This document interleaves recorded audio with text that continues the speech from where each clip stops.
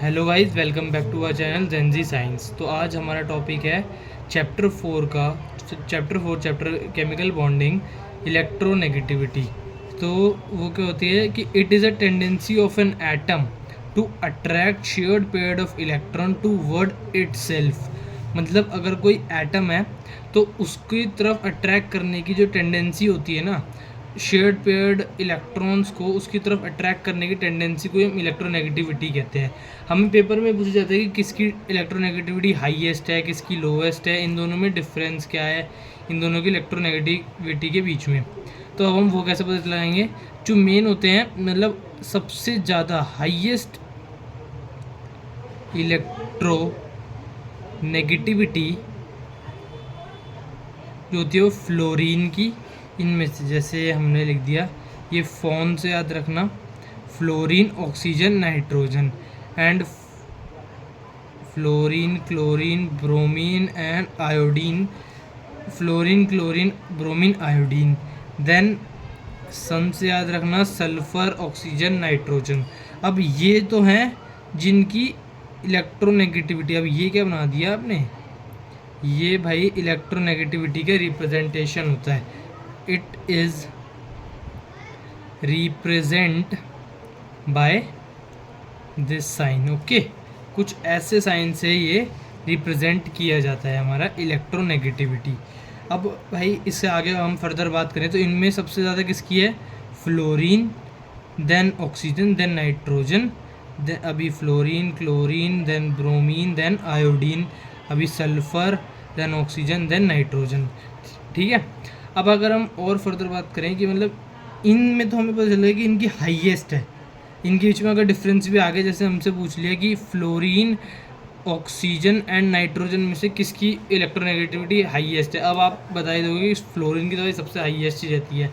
हमें ऑक्सीजन और नाइट्रोजन के बीच में पता नहीं पड़ेगा, तो ऑक्सीजन की उससे ज़्यादा, फ्लोरीन की सबसे ज़्यादा है। ठीक है, ऐसे कुछ अरेंजमेंट आएगी। अब लोएस्ट किसकी होती है? ये तो हमें पता चल गया हाईएस्ट है, हाई। अब ये लो किसकी होती है भाई? एक तो सबसे पहले हाइड्रोजन, कार्बन, इनकी जो इलेक्ट्रोनेगेटिविटी होती है वो लोएस्ट होती है। इधर हाइड्रोजन, इधर कार्बन लिख लो आप, इधर कार्बन, इधर हाइड्रोजन। सबसे पहले सबसे जो लोएस्ट है वो कार्बन, देन हाइड्रोजन, इस तरीके से। अब अगर हम और बात करें तो पोलर एंड नॉन पोलर क्या होते हैं भाई? ये दो तरह के होते हैं, पोलर एंड नॉन पोलर। अब ये क्या है भाई? अभी और हम इलेक्ट्रोनेगेटिविटी की बात करेंगे, वो इन्हीं के रिलेटेड आएगी। अब ये दोनों एक साथ ही चलेंगे अब ये आगे के क्वेश्चंस में। अगर हमसे बोला गया कि ये कार्बन है, ये सल्फर है, इन दोनों के बीच में बॉन्ड है, उसके यहाँ पे इलेक्ट्रॉन है, पेयर्ड इलेक्ट्रॉन। अब वो किसकी तरफ अट्रैक्ट होंगे? जिसकी इलेक्ट्रोनेगेटिविटी हाईएस्ट होगी उस तरफ नेगेटिव साइन, और जिसकी लोएस्ट होगी उस तरफ पॉजिटिव साइन आएगा, है ना। इलेक्ट्रॉन तो हाईएस्ट इलेक्ट्रोनेगेटिविटी जिसकी होगी उसकी तरफ जाएंगे। तो यहाँ पे कार्बन और सल्फर में से किसकी इलेक्ट्रोनेगेटिविटी ज़्यादा है? तो हमने पढ़ा था यहाँ पे सल्फर की इलेक्ट्रोनेगेटिविटी ज़्यादा है एज़ कम्पेयर टू कार्बन। तो फिर यहाँ पे हो जाएगा ये ऐसे, यहाँ पे आ जाएंगे पेयर्ड इलेक्ट्रॉन्स हमारे, और यहाँ पे पार्शियली नेगेटिव आ जाएगा, यहाँ पे पार्शियली पॉजिटिव। अब ये क्या है? ये होता है साइन, मतलब पार्शियली नेगेटिव पॉजिटिव का। मतलब यहाँ अगर नेगेटिव है तो पार्शियली नेगेटिव है, और अगर यहाँ पे पॉजिटिव का साइन है ये तो फिर हो जाएगा पार्शियली पॉजिटिव। ओके। अब अगर हम और फर्दर इसमें बात करेंगे तो हमें पता चलेगा कि अब ये पोलर है या नॉन पोलर है। इसमें अगर हम बताएं तो अगर जो बॉन्ड बना रहा है और मतलब दोनों में एक ज़्यादा है जिसकी इलेक्ट्रोनेगेटिव एक लोएस्ट है, तो फिर तो ये पोलर होंगे, क्योंकि एक तरफ तो नेगेटिव और पार्शियली नेगेटिव, एक तरफ पार्शियली पॉजिटिव लगेंगे ही साइन। लेकिन अब नॉन पोलर क्या होते हैं भाई? नॉन पोलर में अगर ये कार्बन और यहाँ पे भी कार्बन आ गया, अब भाई जितने अट्रैक्शन ये खींचेगा इन पेयर्ड इलेक्ट्रॉन्स को, उतनी अट्रैक्शन से ये खींचेगा इन। पहले ये बताओ, इलेक्ट्रॉन और जो पॉजिटिव होते हैं and negative, electron and proton के बीच में अट्रैक्शन होती है, रिपल्शन होती है। ऑफ कोर्स हमें पता है ये अट्रैक्शन होती है, that's why we are saying that कि इन दोनों के बीच में जो अट्रैक्शन होगी और इन दोनों के बीच में जो अट्रैक्शन होगी वो तो सेम होगी हमारी, क्योंकि यहाँ पे भी कार्बन है, यहाँ पे भी कार्बन है। जो वैलेंस इलेक्ट्रॉन कितने होते हैं इसमें 4 एंड इसमें भी 4 इलेक्ट्रॉन इसे खींचेंगे प्रोटॉन और इसे भी 4 ही खींचेंगे, दैट्स वाई जो अट्रैक्शन होगी वो सेम होगी। ठीक है, तो अब इनमें तो किसी की तरफ भी पॉजिटिव नेगेटिव का साइन लग नहीं रहा है, इसलिए हो जाएंगे नॉन पोलर हमारे, ये नॉन पोलर है, ये जो है बॉन्ड हमारा यहाँ पे जो बना है। ऐसी ही अब कुछ मतलब हमारी प्रॉपर्टीज़ होती हैं, अब हमें इसी में जानना है कि मतलब कुछ कंडीशंस होती हैं, जैसे मतलब ये फैक्टर्स हैं कि electronegativity is direct inversely proportional to radius. जो रेडियस है ना उसके इन्वर्सली प्रोपोर्शनल होती है इलेक्ट्रोनेगेटिविटी, ये फर्स्ट है।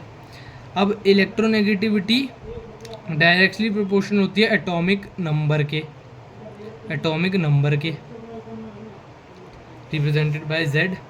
एंड जो इलेक्ट्रोनेगेटिविटी है ना, अब ये रेडियस की हमने बात करी, यहाँ पे रेडियस की बात हमने पिछले चैप्टर में भी कर रखी है, 3rd चैप्टर में, जिसमें हमें लेफ़्ट टू राइट में मतलब अलोंग पीरियड, उसमें हमें पता है लेफ़्ट टू राइट में जो रेडियस है हमारा वो क्या होता है, डिक्रीज होता है।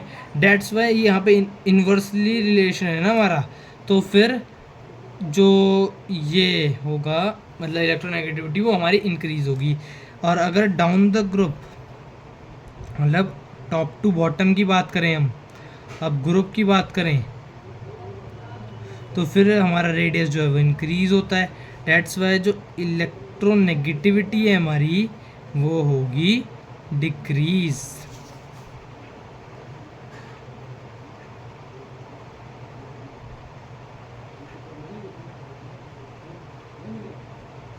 अब अगर हम और फर्दर आगे बात करें इसमें, तो हमें ये तो समझ में आ गया कि डाइपोल वो इलेक्ट्रोनेगेटिविटी में नॉन पोलर, पोलर ये सब क्या है, इलेक्ट्रोनेगेटिविटी क्या है, ये हमें पता चल गया। अब अगर हम आगे बात करें तो इसमें हमें मतलब डाइपोल मूवमेंट भी एक टॉपिक है, डाइपोल मूवमेंट भी एक टॉपिक है। अब वो क्या होता है कि dipole movement is equal to 0। ये कब होगा, डाइपोल मूवमेंट 0 कब होगा, जब उसकी सिमेट्री जो होती है ना, सिमेट्रिकल वो सेम होगा। ठीक है, मतलब सिमेट्रिकल क्या है, मतलब भाई अगर शेप सेम होगी या फिर डायरेक्शन जिसमें मतलब वो सेम होगी, अभी हम बात करेंगे, अभी आपको पता नहीं चलो डायरेक्शन क्या बोल रहे हैं हम, तो फिर और dipole movement not equal to 0 कब होगा, जब वो उसकी अनसिमेट्रिकल होगा भाई, अनसिमेट्रिकल होगा, तब ये फिर इसकी dipole movement not equal to 0 आएगी। ठीक है, तो फिर अगर हम बात करें H2 की, तो H2 हमें पता था कैसा बनाता है, लीनियर, H ऐसे, ठीक है, ऐसे बनता है ना। तो फिर इसमें इसकी डायरेक्शन भी इधर है और इसकी भी मतलब इधर है, ये इधर है, तो फिर मतलब एक ये है, मतलब ऐसे सेम ही तो डायरेक्शन में है ना, मतलब इसकी सिमेट्री जो है हमारी सेम है। तो अब हमने सेम सिमेट्री की बात करी थी, तो फिर ये इक्वल टू 0 हो जाएगा डाइपोल मूवमेंट। और आप ये मत सोचना कि भाई ये तो इस तरफ डायरेक्शन है, ये इस तरफ डायरेक्शन है, इसमें ऐसे डायरेक्शन नहीं देखी जाती है। हमें बताना होता है कि 20 से ये इक्वल है, ये भी इस तरफ है और ये भी इस तरफ ही है, मतलब ये ऐसा नहीं है ना कि ये इस तरफ है तो ये ऊपर है, तो ये मतलब ये ऐसे हैं तो ये क्रॉस ओवर होके कट जाते हैं, तो मतलब इसलिए 0 आ जाता है। लेकिन अगर ये ऊपर है, अगर ये H ऊपर होता, ये यहाँ पे होता, तब ये नॉट इक्वल टू 0 होता, ये अनसिमेट्रिकल होता हमारा। लेकिन अभी ये सीधे बने हुए हैं हमारे, अगर ये सीधे बने हुए हैं तो फिर ये सिमेट्रिकल है, मतलब डाइपोल मूवमेंट हमारा 0 आया है। और फर्दर हम बात कर लेते हैं इसकी NH3 की। अगर बात करें तो NH3 का कैसे बनता है, एक H ऊपर H नीचे, तो ये ऊपर जा रहा है, ये नीचे इधर, ये नीचे इधर, ठीक है। लेकिन NH3 में ऐसा नहीं होता। यहाँ पे जो होता है ना, ऊपर भाई लोन पेयर आ जाता है हमारा, लोन पेयर लगता है। यहाँ बॉन्ड नहीं बनता कोई, यहाँ लोन पेयर होता है, ठीक है।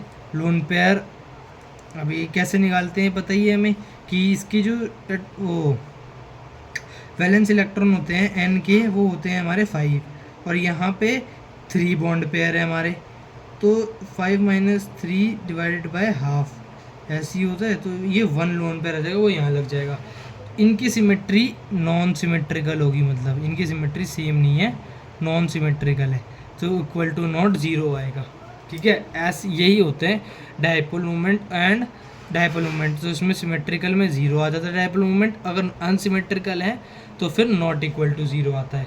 अब भाई हमें पता कैसे चलेगा कि भाई इसमें आ रहा है नहीं आ रहा है, ये तो कर दिया, हमें तो समझ ही नहीं आया कुछ। अभी हम उसके आगे और फर्दर बात करते हैं कि फैक्टर्स क्या हैं जिससे हमें पता चलेगा कि इसकी डायरेक्शन है, कट रहा है क्रॉस ओवर होके या नहीं कट रहा है। अब हमारे कुछ फैक्टर्स हैं डायपोल मोमेंट के, पहले हम उनकी बात कर लेते हैं, उससे हमें समझ में आएगा मतलब क्या कंडीशंस होती है जिसके थ्रू हमें डायपोल मोमेंट की समझ में आता है, ठीक है। तो सबसे पहले जो equal and opposite dipole moment वो कैंसिल आउट हो जाते हैं, okay. Equal and opposite dipole moment जो होते हैं वो कैंसिल आउट हो जाते हैं। सेकंड जो है हमारा, equal and opposite dipole moment cancel out हो गए। सेकंड जो होता है हमारा वो क्या होता है कि ये डायपोल मोमेंट की रिप्रेजेंटेशन हमें पता है ना, रिप्रेजेंट हमें ऐसे करना होता है, ये ऐसे। तो फिर ये जो होता है डायरेक्टली प्रोपोर्शनल किससे होता है, इलेक्ट्रोनेगेटिविटी के। अगर इलेक्ट्रोनेगेटिविटी जैसे फ्लोरीन की हाई होती है तो फिर उसका डायपोल मोमेंट ये कैसे, अब ये थोड़ी हाई और हमने पढ़ा है, हमें तो 0 के इक्वल पढ़ा है, वही तो। अगर इसकी इलेक्ट्रोनेगेटिविटी ज़्यादा है तो ये डायपोल मोमेंट इक्वल टू 0 हो जाता है, ठीक है। डायरेक्टली प्रोपोर्शनल का मतलब यहाँ पे ये है, अगर किसी फ्लोरीन की अगर ज़्यादा है इलेक्ट्रोनेगेटिविटी, चलो हम क्वेश्चन इस पर ऊपर बाद में करेंगे, पहले पूरे फैक्टर समझ लेते हैं। अब क्या आएगा इसके ऊपर, रिप्रेजेंटेशन हमने समझ ली। एक होता है इसमें, ये होता है टेल, ये होता है हेड इसका, ये वाला इससे होता है हेड एंड ये वाला इससे होता है टेल, ओके। अब अगर हम बात करें कि NH3, अब NH3 में से किसकी इलेक्ट्रोनेगेटिविटी ज़्यादा है, ऑफ कोर्स नाइट्रोजन की, है ना। इसका पहले फिगर कैसे बनता है, ऐसे ऐसे ऐसे, इसकी ज़्यादा है तो इसकी तरफ अट्रैक्ट होगा ये, मतलब इसकी तरफ हम, इसका ये हेड है ये टेल है, ठीक है, इसकी तरफ अट्रैक्ट होगा, ये हेड है और ये टेल है। अब समझ में आया डायपोल मोमेंट हम कैसे बात कर रहे थे। अब इसकी अब इसमें हम कैसे पता चलेंगे कि अब इसमें जो होता है ना वो एक मतलब ऐसे ऐसे भी होती है, ये हेड है ये अपना टेल है। अब आप एक मैं एग्जांपल दूँ आपको कि जैसे मान लो ये 5 है, ये 5 है, ये 5 है। अगर हमारे इधर डायरेक्शन होती है, मतलब equal and opposite direction will cancel out, तो ये माइनस हो जाता है। लेकिन अभी तो ये सेम डायरेक्शन में लग रहे हैं भाई, सेम डायरेक्शन में लग रहे हैं, सेम डायरेक्शन में लग रहे हैं, तो ये तीनों ऐड होंगे, तो ये क्या बन जाएगा टोटल इसका 15। ये एग्जांपल है, जस्ट 5 ऐसा एग्जांपल दिया है। और अगर हम NF3 की बात करें तो उसमें क्या होता है, NF कुछ सिमेट्री सेम ही होती है, लेकिन इसमें फ्लोरीन ज़्यादा है ना, हमने पढ़ा था इलेक्ट्रोनेगेटिविटी किसकी ज़्यादा है, फ्लोरीन की, तो ये नीचे होगा। अब हमने अभी ये जैसे इसे भी 5 मान लो, इसे भी 5, इसे भी 5, तो इधर equal and opposite, equal and opposite, equal and opposite will cancel out, तो ये +5 and -5 will cancel out equal to 0 and this 5 will remain. तो फिर remain left, then the answer will be 5. तो हमें पता चला ना कि इलेक्ट्रोनेगेटिविटी इसकी फ्लोरीन की ज़्यादा थी, इसलिए इस तरफ अट्रैक्ट हो रहा था, ठीक है, नीचे फ्लोरीन की तरफ, लेकिन इस तरफ जो है नाइट्रोजन की ज़्यादा थी तो ऊपर की तरफ अट्रैक्ट हो रहा था हमारा। अगर आपसे ये क्वेश्चन पूछा जाता कि whose electronegativity is more,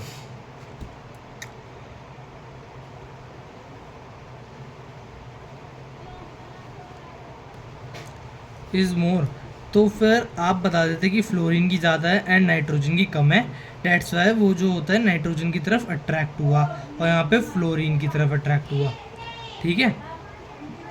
लेकिन अगर यही क्वेश्चन आ जाता है कि डायपोल मूवमेंट किसका ज़्यादा है, किसका डायपोल मूवमेंट ज़्यादा है, क्योंकि इक्वल टू ज़ीरो तो है नहीं, इक्वल टू ज़ीरो तो नहीं है, ये तो गलत ही है, नॉट इक्वल टू ज़ीरो है, यहाँ पे सिमेट्री तो है ही नहीं ना। तो फिर अब इसमें भी नॉट इक्वल टू ज़ीरो है, ये तो हमें समझ में है, तो दोनों का ही है, NH3 एंड NF3 दोनों का ही है, लेकिन ज़्यादा किसका है डायपोल मूवमेंट ज़्यादा किसका है, तो वो कैसे पता चलेगा हमें, यहाँ तो पता चल गया NH3 का, लेकिन वहाँ हम एक्सप्लेन कैसे करेंगे इस चीज़ को कि equal and opposite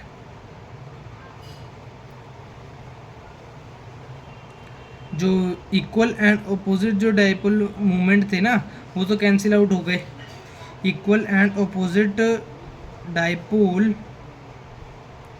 of NF3 cancel out, but in NH3 it will not cancel out, so the dipole moment of NH3 is more than NF3. So thank you guys, आज का लेक्चर हमारा over होता है।